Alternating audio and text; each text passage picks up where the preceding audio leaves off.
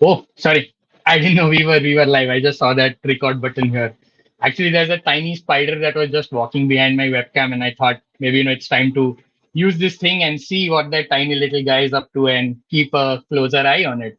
Talking about keeping an eye, I am glad that we as engineers don't have to use these things to actually find bugs in our code.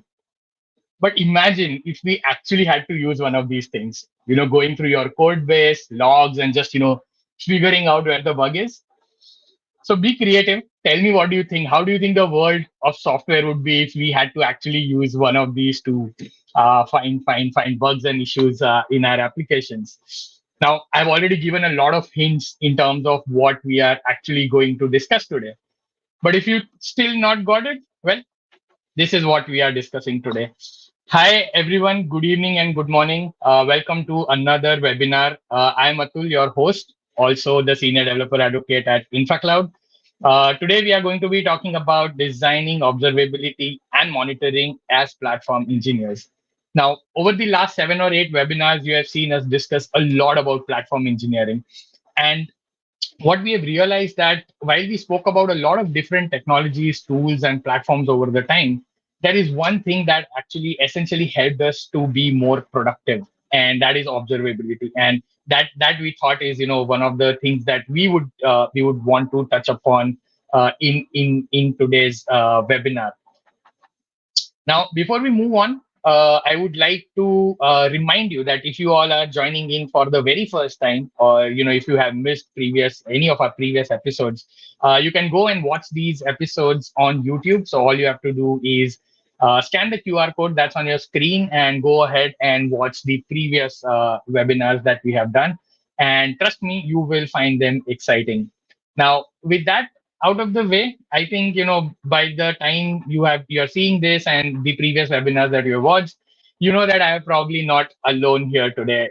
While I do enjoy talking a lot, but I don't want to be the only person talking. So let me bring upon the guest today. So I'm joined by Prathamesh. Hey Prathamesh, thanks for joining. Hey Atul, hello. Great. And I also have a familiar face, Vishal, here as well. Hey Vishal. Hey Atul. Hey Prathamesh. Great. So Hey. I met Prathamesh. I remember meeting Prathamesh at some of the events last year in Pune. And coincidentally, we actually caught up at Hyderabad airport one morning. I mean, I was just going out of Hyderabad. He was entering. We were on the way, and he just says, "Hey, Atul," and I'm like, "Oh, wow, you're here," sort of. So that's my fun interaction with Prathamesh. But I would like Prathamesh to introduce himself to all our attendees today. So Prathamesh, the stage is yours. Awesome. Thanks a lot, Atul, for having me. So I'm a developer evangelist at Last9. I've been writing software for around 10, 12 years now.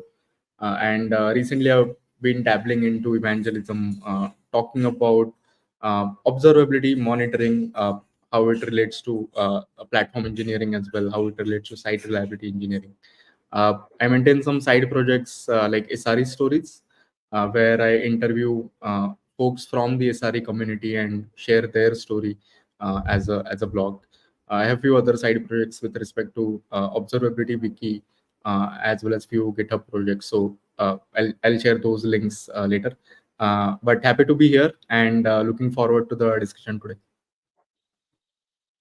Great stuff, Prathamesh. Even I didn't know that he is a side project king. I didn't know he had so many side projects that he would be actually doing. So great. Thanks so much, Prathamesh, for that wonderful introduction. Vishal, would you like to reintroduce yourself? Sure. I'm Vishal, founder and CTO at InfraCloud Technologies. Largely dabbling with cloud native technologies nowadays, but have been doing other dev stuff, chef puppet in between, Docker, and eventually here we are. My focus largely is helping customers adopt enterprise, customers adopt open source technologies and scale them. And I'm excited about the talk today. Great. Thank you so much, Prathamesh and Vishal, for that short and crisp introduction to tell all our audience who you are, what you do. And like always, again, we have a pretty diverse panel, and with different stories, different point of views to everything that we have been doing. Now, platform engineering, has been talk of the town. A lot of teams and organizations have been actually meaning to start their interactions with teams in terms of building platforms. And even in the last webinar, I had mentioned that even at KubeCon, platform engineering was quite a buzz. A lot of interest from the community, a lot of enterprises as well. Now, while a lot of people know about what platforms are and what platform engineering essentially is, a lot of time it so happens that they are aware of all the tools that are required. They know that, okay, this is a tool that I can pick from here. These are the processes that I can take.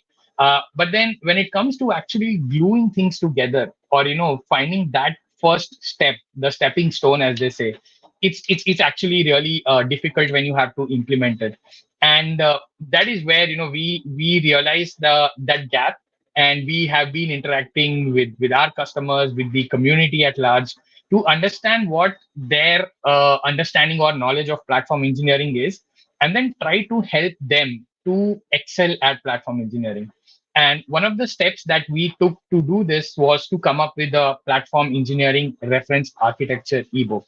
Now, the ebook basically helps the teams and organizations who want to start their platform engineering journey, but are not quite clear as to where to start. What are some guidelines or guardrails that you need to follow while you are building your platforms? What are the various tools or processes that you need to implement while you are building an IDP? You would have heard things like golden paths, but how do you build one? And whether do you actually need one? Now, these are some things that are very critical, and based on our interactions, we thought, let us put everything together and help everyone else start their journey. So these are the things that are part of this reference architecture ebook, and you can download this ebook by scanning the QR code that is there on your screen. Now, the book bundles a lot of things. We have had, tens and hundreds of discussions with a lot of people. We have implemented platforms at a lot of places, and we try to bring in our learnings and experience into this book.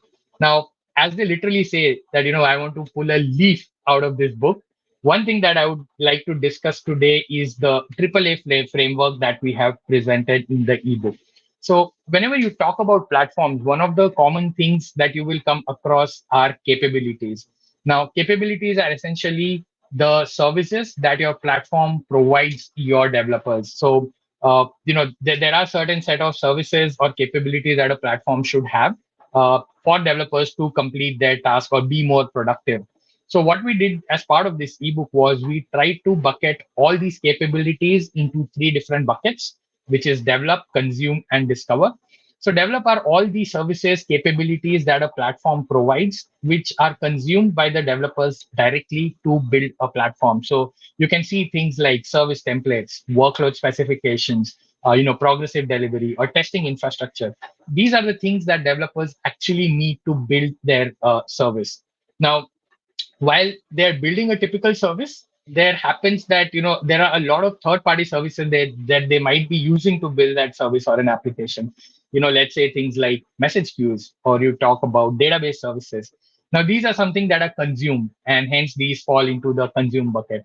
And lastly, there are some capabilities that help you take your productivity a notch higher and have a more closer look on what your application is actually doing. And that is where you have things like observability, infravisibility, fleet management, so on and so forth. And while we have these capabilities with us, now we need to ensure that this is something that is evolving and not something static. And that is where we came up with overall arching framework called the AAA framework, which is assess, adopt, and accelerate. So we start with the adopt cycle, where we adopt one of the few capabilities that we need, and then we accelerate the whole thing, trying to deploy it on our platform, make it available to the teams, get feedback, and then assess how the adoption has been, and then reiterate on it.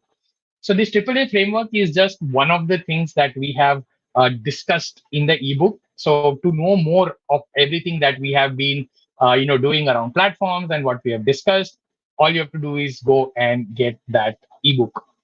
Now, when I started the webinar, I got this tiny little thing with me. It's a magnifying lens. Or for the Gen Z folks, it might be a search icon because that's how they've probably seen this. But essentially, as developers, what happens is when I am developing an application, my focus or my day-to-day interaction is probably with my IDE, or probably with GitHub, or probably with the runtime, or things like that I'm using. Or maybe if I'm working as a platform engineer, my focus is more around finding the right pipeline, finding the right configuration, doing all the plumbing work. But in this entire process, one thing that we don't give too much attention or too much reward is observability. Without observability or monitoring, anything what we do, either as a developer or a platform engineer, it becomes really, really difficult. And that is where I would lead into the discussion for today, where we have Prathamesh and Vishal who will help us with their insights in taking this through. So, Prathamesh, my question to you is: we discuss a lot about developer productivity and observability. How do you think this impacts developer productivity? What are different areas you feel that affects a developer's day-to-day task? Yeah, that's a very interesting question, and I think the reason for that is that Vishal will have definitely opinions here, because what has happened over the years is the whole landscape of data has changed massively. There is so much of data that gets generated and thrown at us all the time that a lot of times, instead of thinking about observability, we are actually thinking about the data. That okay, this is the data, and the lens example that you shared is actually perfect, right? Like whenever there is an incident, if you have to like squint your eyes and have a carry a like a big lens and go through all the log lines to understand where things are going wrong, that becomes extremely time consuming. So one of the two aspects from a developer productivity, with respect to observability especially, is how you can handle data, how you can handle data growth, and then at the same time how you can handle consistency and predictability, right? Like a definition of a platform is also where you have consistency, you have reliability, as well as you have basically workflows to manage all of this. And I think productivity in a way goes hand in hand, where uh, just having access to the data, like okay, let's have metrics today, let's have logs today, let's have traces tomorrow, and have coverage with respect to all our services, that will definitely not improve the productivity. I think as engineers and developers, if we focus on workflows, that okay, do I know if my system is degrading? What are the mechanisms that I can get alerted for that? What are the mechanisms that, do I have any redundancy in knowing that as well? Like if I'm not available, is there any somebody else in my team who will get paged for an incident? Is it a degradation? Is it actually a breach? For example, if I have to like stop everything and focus on something that is broken, or is it something that I can live with, right? So all of those like decisions helps in taking care of the productivity aspect, because otherwise it's just too much of data, everything is important for you, and you are just going through the like too many alerts that you have to deal with, and that becomes very tricky, right? So from a productivity perspective, I think at least in my experience, what I've seen is when teams classify their objectives, it becomes easier to manage the productivity. From a perspective of observability, if you think about the two core aspects of observability, that why we do it is basically a radar and a black box. That's my favorite analogy to describe observability.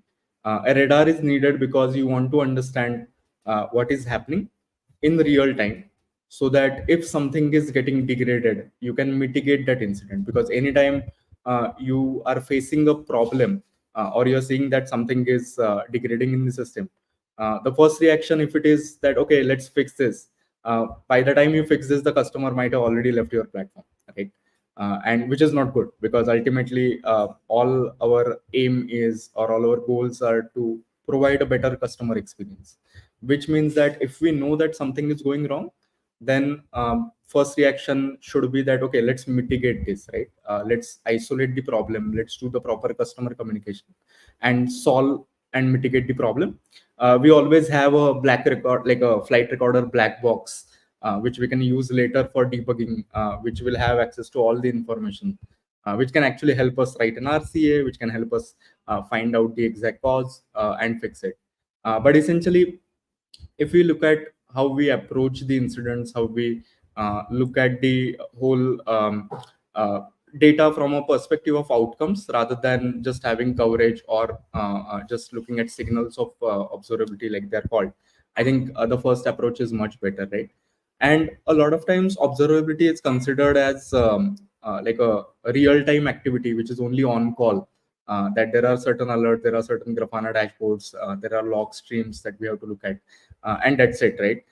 It is actually a very clear distinction where there is a wartime observability and monitoring, and then there is a peacetime observability and monitoring as well. And the peacetime is much more important because that helps you reduce the wartime observability that you have to spend a lot of your time on, right? So a lot of times having reviews of how your application is behaving, how the systems are behaving, having able to access that data over long term, having granular access to the data over long term, because it can help you prioritize the features, it can help you prioritize whether we should fix bugs, whether we should focus on new capabilities, or whether we should invest in developing our own platform as well, right? All of these questions actually help in making sure that you look at the productivity not from a lens of, okay, I received 100 alerts today and I clicked acknowledged on 90 alerts, and that is a day well spent, rather than okay, I did not receive any alert because when we received an alert last time, we had taken enough precautions that there is a run book for that kind of a scenario. We don't want to worry about running into the same challenge again, right?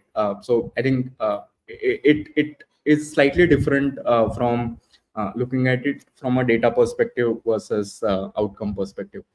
And a lot of times we focus on single pane of glass, where we see logs, metrics, traces, everything together. We want to see all of that together. But a lot of times what happens is a single pane of information where we can see infrastructure metrics, application metrics, even product and business metrics together plays a very important role. Because the way people manage these systems has also changed, right? Now there is no single sysadmin who is responsible for the uptime, and there is no IT and developers who are only responsible for writing code. A lot of times in organizations these days, there is a single team which is responsible for running a service end to end, which means that the person who is writing an HTTP handler is also responsible for making sure that that HTTP handler runs in production, along with a load balancer and along with a CDN, along with a reverse proxy. And that means that you need to be aware as a team about not just the code that you have written, but how that code is shipped to the production. Are there any business constraints? For example, if you're running a live event, let's say there is a marketing notification that goes out which brings people to your platform, which is good for business, but which means that you need to be aware of those events as well, where you need to be able to scale up, you need to be able to respond to certain indicators that might affect health of your system, right? So as the way we run services has changed, I think the way we look at productivity around observability systems has also evolved. And that's probably my longish take on how you could think about the developer productivity or SRE productivity in the with respect to observability. No, I think that was a pretty good and pretty detailed answer. I'm sure everyone who is watching this and even Vishal would want to do a +1 to whatever you said. Essentially, the things like you really mentioned a very good point, which I probably never thought of it from that aspect, was talking about an observability workflow, keeping something of a observability workflow in place, which actually tells me over time how my systems are performing and whether it's degrading over time or not. So that is a key, takeaway for me. And also the wartime versus peacetime observability analogy. I think that's very critical. So those are two learnings for me. Everyone who has joined in, those are the two learnings that I had: observability workflow as well as the wartime versus peacetime monitoring and observability. Do let me know what are your thoughts on what Prathamesh has said in the chat box below, wherever you're joining in from, and we would like to listen to your thoughts as well. Now, moving on to another thing. Now, while I had been doing my preliminary research when it came to observability, and no, my understanding is not just limited to Grafana, because I like that tool, but then there's a wide gamut of tools and processes that comes when you talk about observability. And one thing that I came across, or rather a term that I came across, was observability as a platform. Now, this term actually caught my attention, and I was quite intrigued to know about what is this, and what's this all about. So I think I would like to take this discussion to Vishal now to share his thoughts on what he feels about the whole observability as a platform and things associated with it. Sure. So I think if you look at the stack today, right, it's fairly complex, right from your cloud or an on-premise where you're deploying to operating system to then multiple layers of abstractions, and then you eventually have apps sort of, right. And to deal with the level of complexity, I think we need a holistic view of things. And I think if you look at the manufacturing world, there is a term called design for manufacturing, right? You can design whatever complex thing you want, but if you can't manufacture it easily, it's going to be very complicated, right? And I think we as engineers need to look at observability as a way of design your applications to be observable from the beginning. That way, you can actually do it far better when it goes to production and scale it from there, sort of, right? And that means we just can't look at this is somebody else's job. They will monitor and do whatever they want. We need to look at app level what all things I should be start looking at. What are the signals that I should start catching at, right? So I think we need to take an approach of not just deploying some monitoring system and hoping everything just shows up on that, right? We need to look at it from starting from dev all the way to production, and use those signals to then operate and get the feedback, and then use that feedback to make our applications better, basically. Absolutely. And I think, all the signals that we collect in the entire journey from dev to production would have a different meaning for a different team as well. They might have to respond or react to it in a different way. Prathamesh, what are your thoughts on this? Yeah, I completely agree to the point that Vishal, you mentioned about being able to make our systems more observable rather than thinking about it as somebody else's problem. Because, like we discussed earlier, right? Like it's a lot of these systems, the way they are run is that even though there is a platform engineering team, there are pods and service owners who are responsible to run their own services, which means they have to care about the entire stack, which involves CDN, load balancer, reverse proxy, application, storage components, and so on. Yes, there can be some shared infrastructure where the ownership is with like DevOps teams or infra teams, but ultimately the way services are run has changed, and it has become more service owner or service team oriented, and that's where being able to make sure that you are able to be consistent with other teams, being able to make sure that you are using the same standardizations that are used by other teams also goes into that platform engineering aspect. And I think there the observability / monitoring as a platform benefits come into the picture, because everybody has the same level of definition of what availability means. Like I don't have a separate definition of availability that Prathamesh's definition of availability for this webinar is 5 minutes late, and Atul's definition of availability is he will join 5 minutes early, right? That doesn't make sense, because we are working as a team. This is the product that we are delivering to to our viewers, which means that we have to have the same definition of availability, even if we are joining from two different places, even if we have different stack, even if we use different languages and frameworks, the way we write code, or we use different editors. You need to have consistency, standardization as a platform, in your observability as a platform, to make sure that the experience that is delivered to the customers is what you have signed for, whatever your SLA is, right? Like today's SLA is probably talk about all of this, which starts at 8:30 p.m. IST. And it has to start at that time. So I think what I meant to focus on is when you think about observability monitoring as a platform, I think the benefits that you get is around consistency and standardization. And the challenges are again the same. You have to maintain that consistency and standardization, because any new microservice that you onboard, ephemeral infrastructure that you deal with, you have to make sure that the aspects of standardization, the aspects of consistency and reliability are maintained, right? And I think one of the biggest factor that you can use to solve this problem is having workflows. Because as you think about workflows are not features, but they actually solve a problem end to end, which can be applied across different technologies, across different stacks, across different teams. And if your observability platform has those workflows, that okay, this is the broad problem that we are trying to solve, which is, let's say, for example, is understanding how our systems are behaving, and the objective is that we should come to know that ourselves rather than our customers telling us, right? Which means that you need to make sure that okay, all services should emit certain metrics, all services should have their own dashboards, all services should have a service owner, all services should have someone who is on call during the business hours, all services should have some redundancy, and all of that, right? So I think having workflows and then thinking about how you can achieve standardization and consistency with those workflows definitely helps in having observability as a platform. We'll probably talk about how you can do that, achieve go that. about building a platform yourself as platform engineers, or what are some of the points that you have to consider.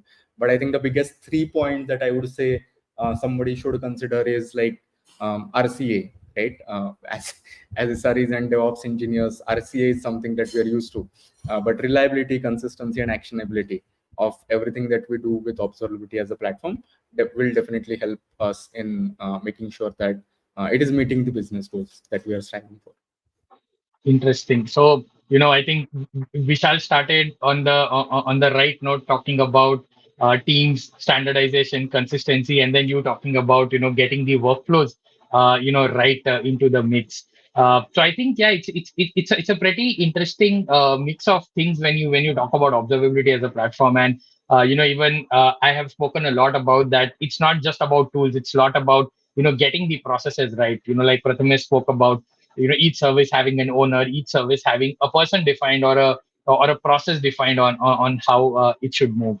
Now, moving on, and I think as per the SLAs, we are well in time. So I think we are maintaining our SLA for the webinar when it comes to the time. So I think while observability as a platform sounds like a very interesting and intriguing term that everyone would want to jump on it and try to implement it, or get it into place.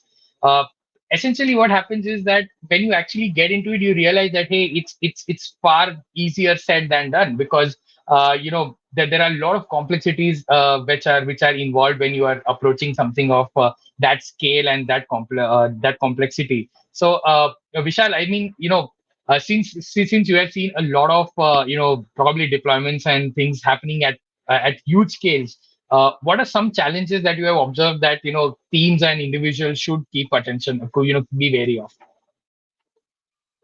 Right. So I think the individual point we kind of covered when we said the developers need to, or every team person on the team need to look at observability as a first class citizen instead of expecting it to be somebody else's job.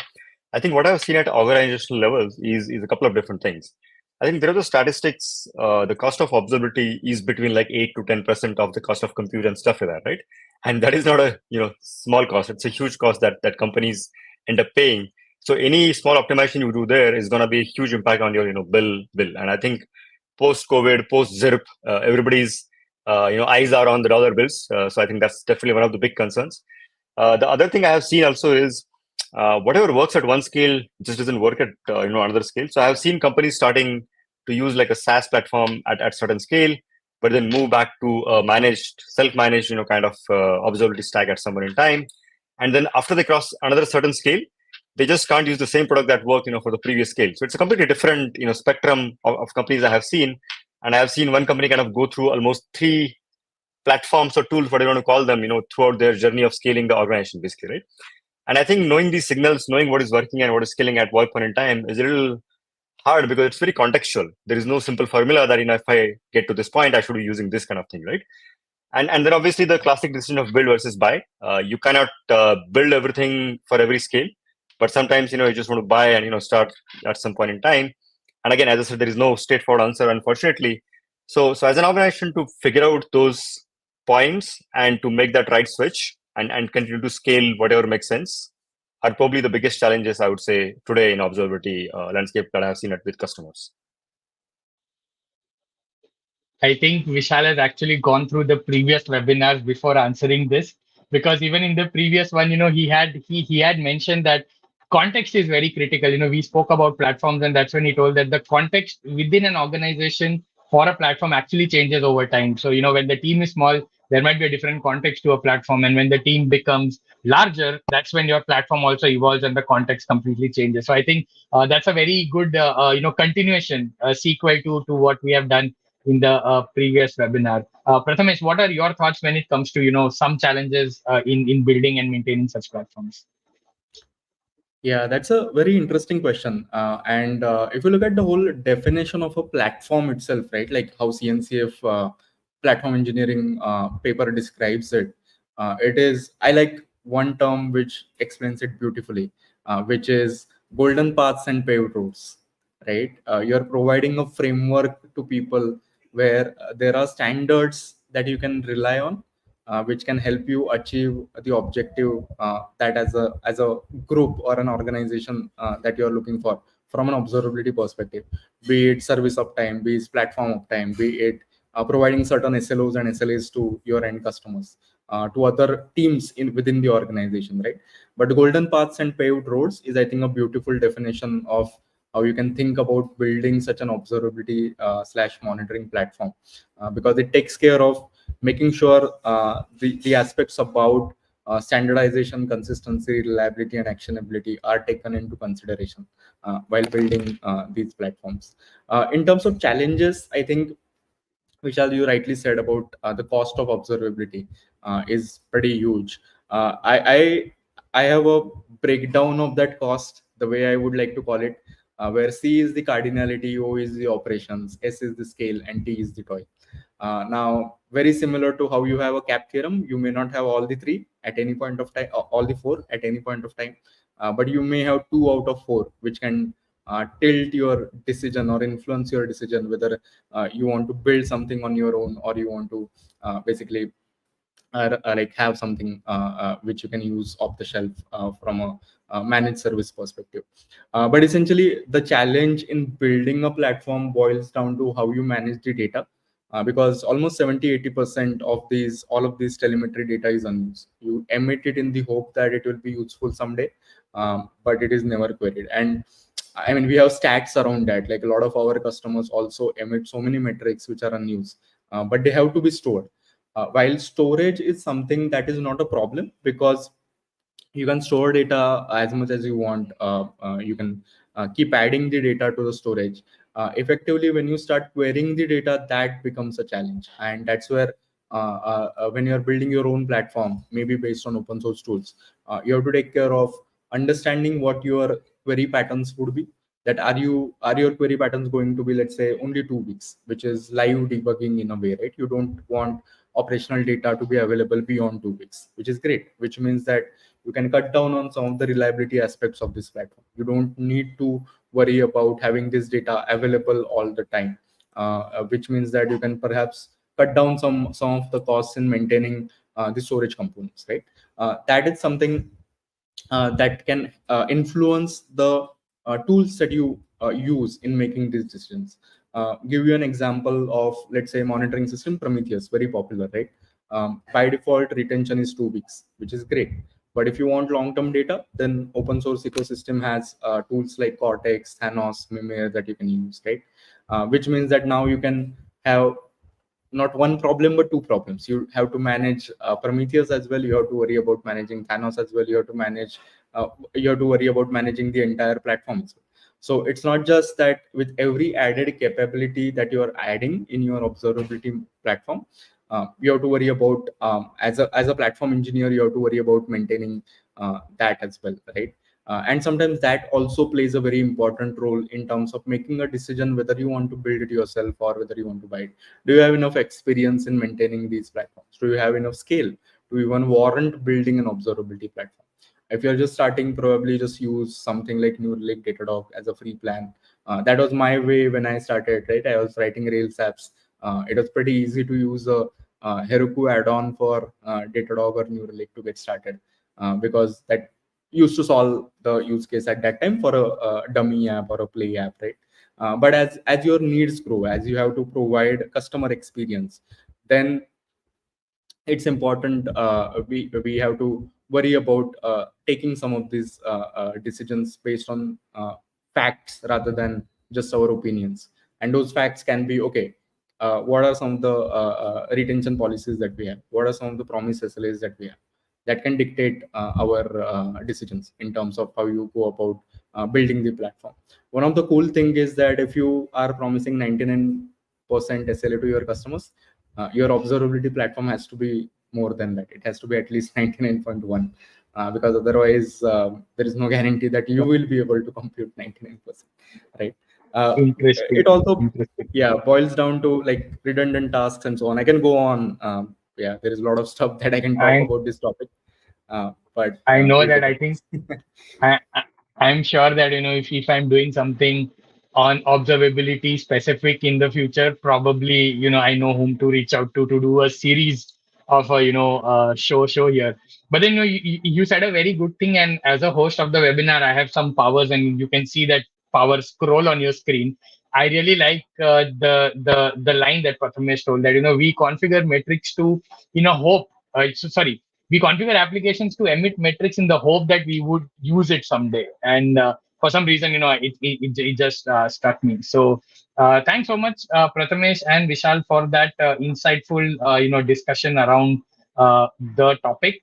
So we touched upon everything, starting from developer productivity, touching about observations, observability, and then looking at the whole observability as a platform approach, and then seeing how the context changes for organizations, the need for standardization, the need for consistency. Do you need metrics, identifying owners? So there are lots and lots of things. And imagine we did all of this in about 38 minutes. So that's so much of things that we discussed in so little time.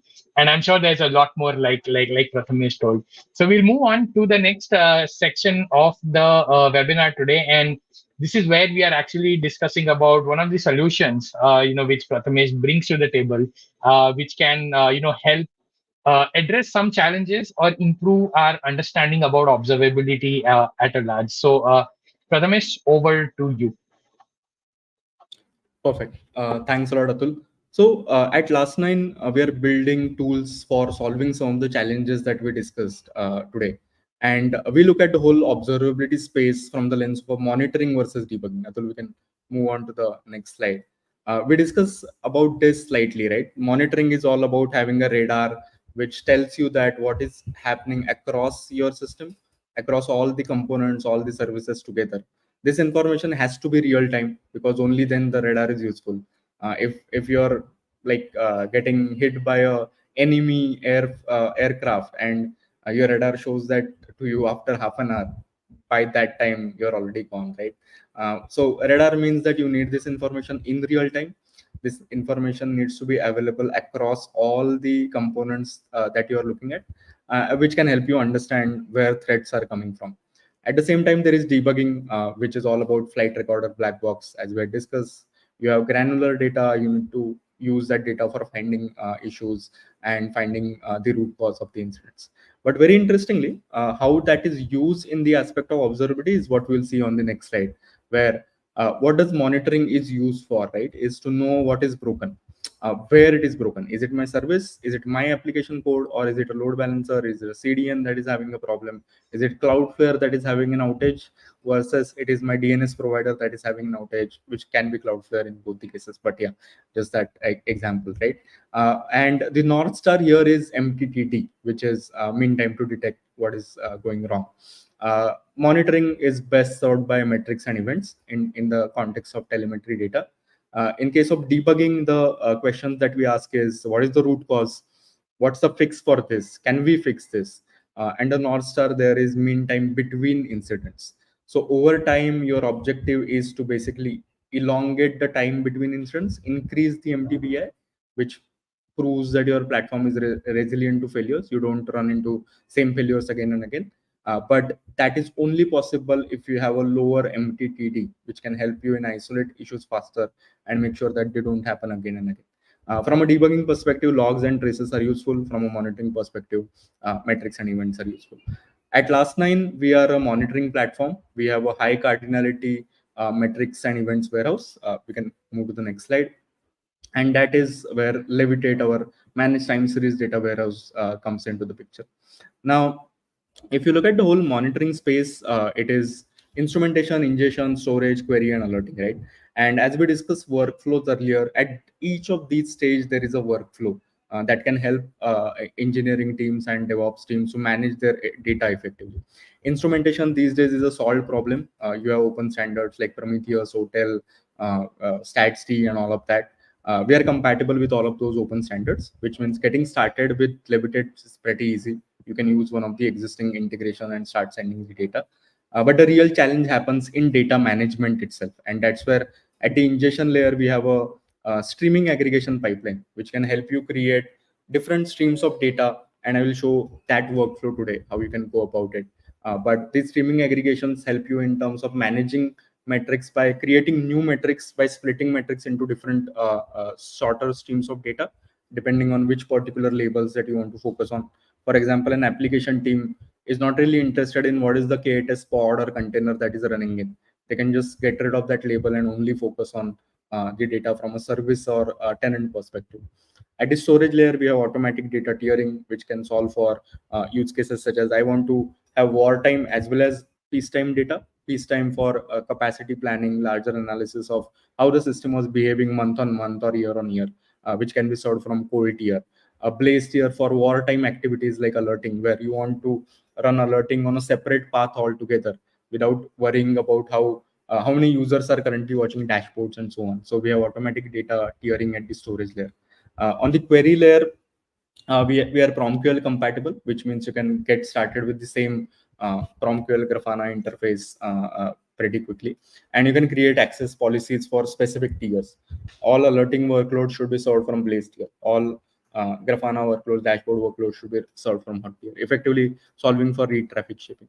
And on the alerting side, we are trying to solve the challenge of alert fatigue with respect to false positives, where we have certain pattern detection algorithms, we have certain deployment events and configuration changes integrations that can help correlate why an alert has been raised, because that is the natural question when we see an incident. The question is what has changed.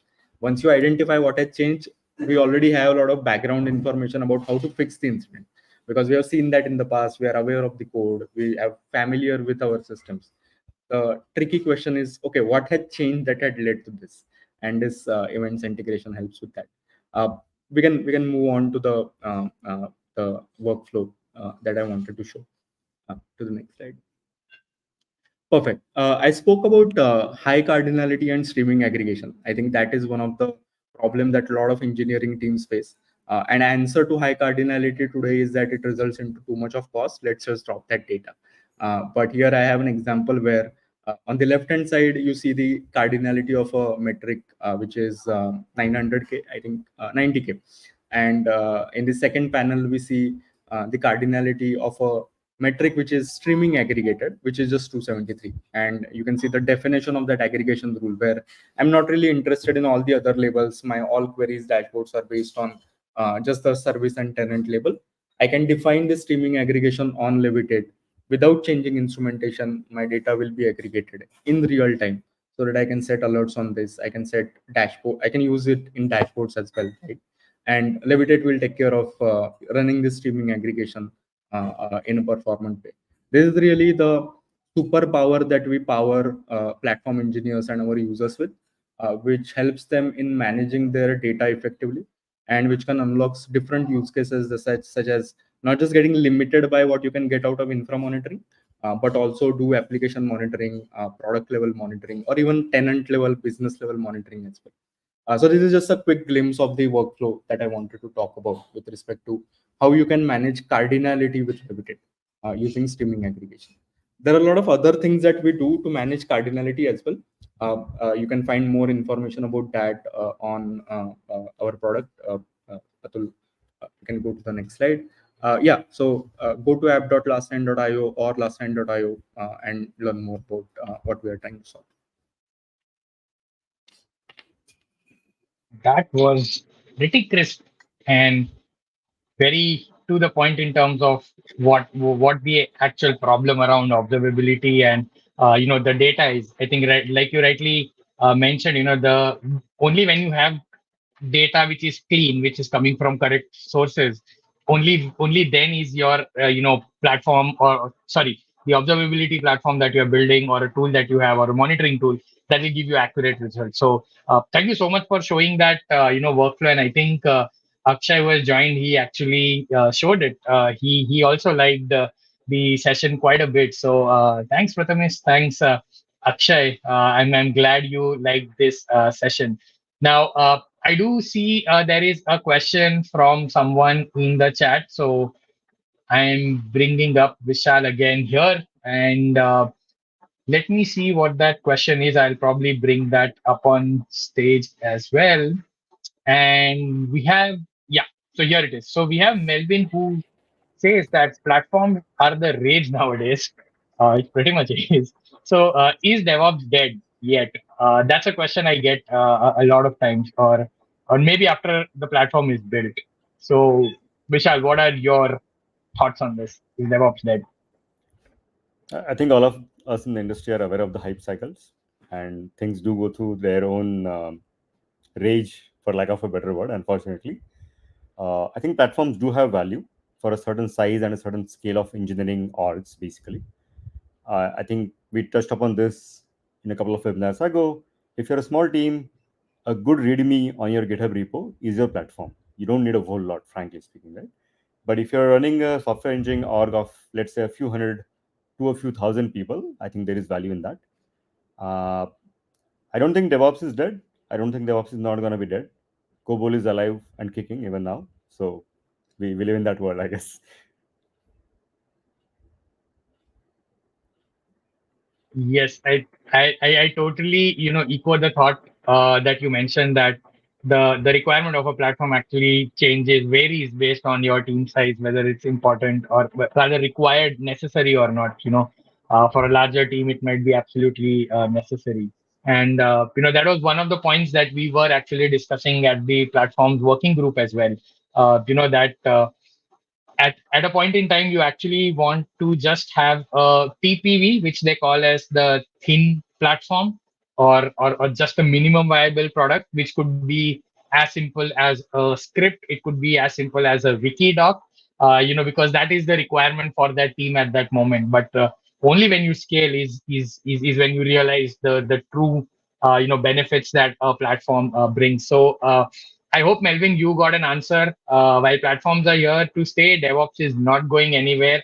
It's absolutely going to be there. Like Vishal said, a lot of systems with COBOL are still around. So don't worry, DevOps is here to stay. So yeah, I think keeping up with the SLA of the webinar, we are right at the time, and we have had a wonderful discussion today. Just to quickly sum things up, we started talking about how observability affects each one of us, whether we are a developer or a platform engineer, and then how workflows are necessary. And it's not only about having the metrics, logs, and alerts in place, but then having a workflow that actually tells me that my system is degrading over time. And then when we touched upon the concept of observability as a platform, that is where Vishal mentioned about how the context of a platform changes across the organization. And based on that, you have the right standardization that you need, the right consistency that is required, and then bringing in the right people for everything. Prathamesh rightly called out that when you have services, you have different teams, you need to have processes in place as well. And lastly, we looked at Levitate and how it helps address the problem of data that is coming from various sources. Because eventually, if that is not right, any tool, any monitoring platform that you're building or using with that data is not going to, help you a lot. So yeah, that's pretty much what we had in today's webinar. Prathamesh, any last final thoughts before we wrap up? I think awesome discussion. Really enjoyed it, and I think I think the points that we discussed about having consistency, reliability, I think they really sum up the discussion. Where if you're building an observability platform, um, uh, think about some of the things that we discussed today, and then maybe take an informed decision. Yeah, and Prathamesh actually mentioned that he meant to say that if you're building an observability platform, think about him, think about this webinar when you are building one. So thank you so much, Definitely. Prathamesh and Vishal, for being a part of this webinar today. It was a wonderful discussion. We had quite a few questions coming in from the audience. So thank you, audience, for your comments and interaction as well. And yes, with that, we come to the end of today's webinar. Thank you so much for joining in.